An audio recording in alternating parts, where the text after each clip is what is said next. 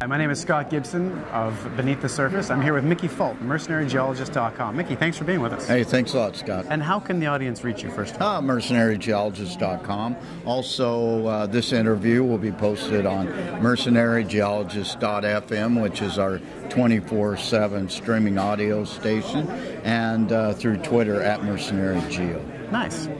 Well, I wanted to start off talking about the markets, what we've been through for the last few years from the peak of 2011, and sort of some comments on the stocks and the TSX Venture. So you nailed it. 2011, first day of PDAC was the start of the bear market. Day before PDAC opened, index was at 2440, and realized we use the Toronto Venture Index as a proxy for our business. Hit 860 at the end of June last year. Made a little rally, but it tested that bottom during tax loss selling in mid-December at about 880, and it's been pretty much uphill to flat since then. The first day of PDAC, if memory serves, it hit 1046 this year. It's come off somewhat from that, but we're still in this range-bound level of, say, the upper 990s to maybe 1,015. We find that encouraging. Looks like we've tested the bottom once. Now, I'm not going to say we wouldn't test the bottom again this summer, but we see this range-bound nature of the index right now. I find that very encouraging. And that's mirroring the gold price to some degree. Well, I recently did a piece called "It's Getting Better" where I discussed all this, but we were able to see quite drastically that, contrary to what most people would tend to think, the venture index has completely dissociated itself away from gold. There really is no correlation between those two entities anymore.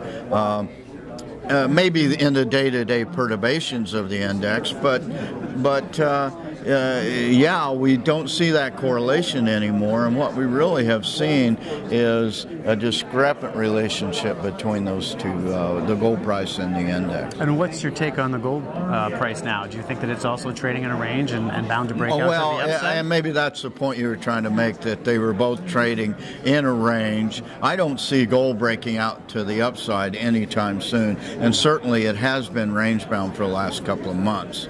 And I would expect it to be range-bound through the end of the year. Some of the people at this Metals and Minerals Conference may disagree with me, but sometimes that's the safe bet, is say things will be range-bound. So I'm being safe there. Nice. But going forward into, say, next year, 2015, do you see an upswing in the price of gold? I generally don't look that far out. I have said recently that I expect the gold price to end the year higher than it was at the beginning of the year, but that's happened 12 of the last 13 years. Nice, nice. And what are you looking at? Where are the opportunities now? And that's what we have found is that the recent phenomena of a higher index is driven by success stories. So the good companies are now being rewarded. We've seen that where last year you would see these one-hit wonder sort of things. You get a good drill hole, price goes up, and then drill holes come in, not quite so good, become selling opportunities. The discoveries and successes happened this year appear to have some legs, so we find that encouraging. As opposed to last year, there's money in this business, as you're aware. You can get finance. Good projects are getting finance. And people, the majority of companies are still going to get flushed down the toilet. Still lots of bad companies, but success stories are being rewarded. The other thing we find encouraging is we didn't have the PDAC curse this year. The index actually has maintained its value post-PDAC. Now, on the negative side, we've come into a time selling may go away. We've seen some recent weakness over the last 3 or 4 days in the market. That may be that phenomenon. We're not seeing very big volumes yet. Volumes are still low, about maybe 70, 75 million shares a day. A lot of that's being driven by the bond as Chris Perry of Stockhouse says, calls it the bong bubble. Right. So medical marijuana has created some volume. We are facing the summer doldrums. If you look at a chart, now we did a 20-year chart combining the Vancouver Stock Exchange Index with the Toronto Venture Index over a period of 20 years. It's very similar this period of time with what went on from 1998 till early 2000, a 27-month period, and a 4-month final capitulation. Then the index floated around in a range-bound kind of no direction for a period of 21 months. Then we had the dot-com bubble and that spike, but after that spike happened, the index established a much higher base. So what we see now beginning in 2013 was the 4-month capitulation. We've seen something on the order of about 10 months now where it's been flat, and we would expect that to occur another 6 or 7 months by analogy, and then maybe in October, November we have a leg up. That's kind of the hope right now. Nice. And what companies do you like right now in the space? What are you following, and can you talk a little bit about them? I like Avrupa Minerals, prospect generator in Portugal. They had a massive sulfide discovery back in February, late February. They followed that up with a couple of drill holes announced yesterday. They've hit on a couple more, so we're encouraged by that. I like Brazil Resources. That's my latest coverage. Covered them in the past. We did not cover them for a period of a year while they kind of did some acquisitions and built the company up a little bit, did a private placement. That stock's up from year end at 55 cents, now trading in the mid 90 cent range.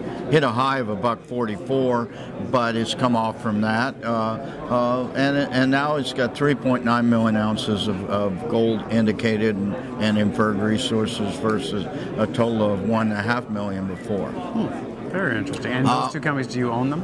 I own them and they're sponsors. So everything I'm going to talk about here, I own and they're my sponsors. Just in terms of full disclosure. So there's my disclaimer. I don't have to do that again. No, right? And I do own Avrupa. I don't own Brazil. Okay. No. Okay.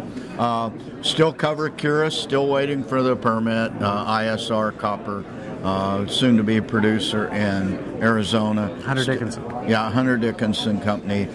Basically just treading water on that company till they get their EPA permit. Do you have a sense of when that might be? Sometime this year? I've said sometime soon for too long now, so I'm just going to say we expect it in due course. And it's Obama's EPA, so those people seem to be able to drag things out much longer than previous administrations could. And then in uranium space, we cover two companies, two U.S. producers, Energy Fuels and Uranium Energy Corp.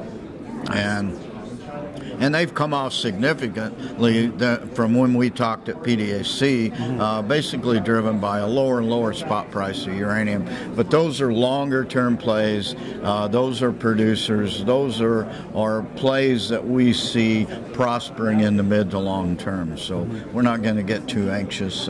If they get down, beaten up too bad, we'll come in and buy some more of them. Nice. Yeah, I no longer own either as well. Did take some money off the table as the uranium price rose. Oh, good for you. Yes. Good idea. Yeah. Well, thanks very much for being with us again, Mickey. All right. Really appreciate your time. Thanks a lot, Scott. Again, that's Mickey Fulp, Mercenary Geologist. I'm Scott Gibson with Beneath the Surface. Thanks for being with us.